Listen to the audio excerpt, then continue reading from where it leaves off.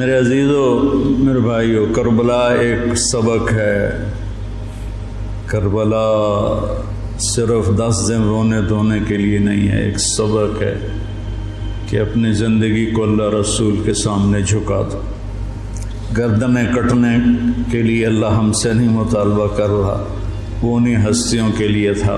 ہمارے ذمہ ہے کہ ہم اللہ اس کے رسول کے سامنے سر جھکائیں، مسلم بن کے چلیں، مومن بن کے چلیں۔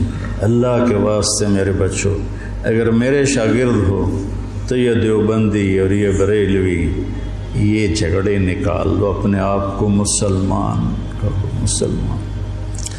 میں ایک دفعہ ایک جگہ بیٹھا تھا تو ایک بزرگ بیٹھے تھے، کہنے لگے جی آپ دیوبندی ہیں کہ بریلوی؟ تو میں نے کہا جی میں مسلمان ہوں۔ وہ مجھے ایسے دیکھنے لگا، وہ کہنے لگا میری 60 برس 70 برس عمر ہے، میں نے آج تک کسی کو یہ کہتے ہوئے نہیں سنا، تو میں تمہیں مسلمان دیکھنا چاہتا ہوں، میں تمہیں دیوبندیت سے نکالنا چاہتا ہوں۔ مسلم بنو، مسلمان بنو۔ ہم امام ابو حنیفہ کے فتوے پر چلتے ہیں، ان کے فتاوی کی جو تشریح اہل دیوبند نے کی ہے ہم اس کو زیادہ صحیح سمجھتے ہیں، باقیوں کو عزت دیتے ہیں، احترام کرتے ہیں۔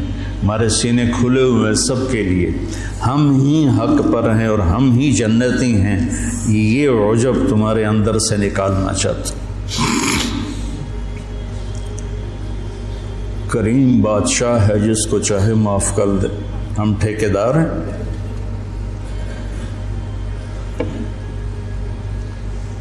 مسلم بنو، مومن بنو، امتی بنو۔ ہم شیعہ ہیں، ہم اہل تشیع ہیں، ہم بریلوی ہیں، ہم اہل حدیث ہیں، ہم دیوبندی ہیں۔ ان الفاظ کو چھوڑ دو بیٹا، پوری دنیا پھرا ہوں کہیں یہ لعنت نہیں، یہ ساری بر صغیر کی پھیلائی ہوئی لعنت ہے۔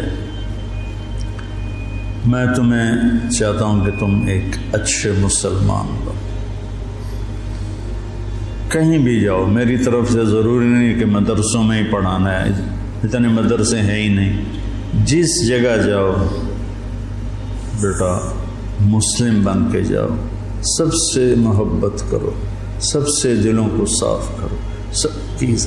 تمہیں پتہ ہے میں یہ طوائفوں کے بازار میں جاتا رہا، ان کے گھروں میں بیٹھتا رہا، ان کو پاس بٹھا کے ان کو دعوت دیتا رہا۔ میرے لیے میں انہیں بیٹی کہتا تھا، وہ رو پڑتی تھی کہ سانتا جی کس سے آج تائیں بیٹی نہیں آکھیا، تسی سانو بیٹی آکھیا۔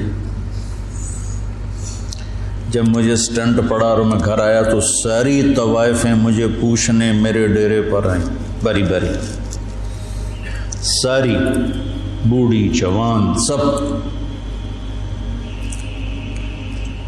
کہ ہمیں بیٹی آج تک کبھی کسی نے نہیں کہا۔ ایک سے میں نے کہا اپنی بچی کی شادی کر دیں،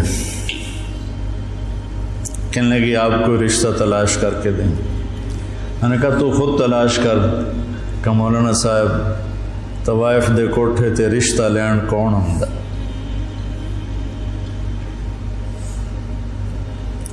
طوائف دے کوٹھے تے تب خریدار ہی آن۔ طوائف کو طوائف کس نے بنایا؟ وہ اسی طرح میاں صاحب ہے اور اس کے ماتھے پہ طوائف کا ٹیکا لگ گیا۔ تو میں نے تو ان کے پاس جانے میں بھی کبھی یار محسوس نہیں کی۔ تو اپنے ذہن کو کشادہ رکھو، ٹھیک ہے؟ مسلم بنو، مسلم، اس پر اپنے آپ کو قائم رکھو۔